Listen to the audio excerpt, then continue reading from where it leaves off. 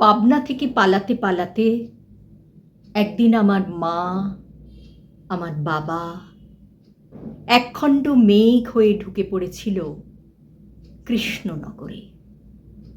দীপাবলি এলো, এলো সেই অপূর্ব ধান, দুব্ব, শাঁখ।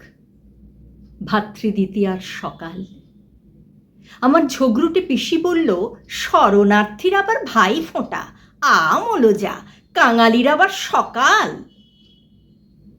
সেই সকালে আমার ছোটদি আমার হাতে একটা জিনিস দিল।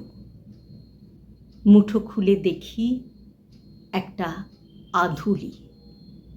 আমি সেদিনই ছুটে গিয়ে ফুটপাত থেকে একটা হলুদ গীতবিতান কিনে এনেছিলাম। আজকেও, আজ সকালেও একা, একেবারে একা আমার ফ্ল্যাটে আমি বসে আছি। ছেলেটাও চলে গেছে বহু দূরে। মুঠো খুলছি, বন্ধ করছি, খুলছি, বন্ধ করছি।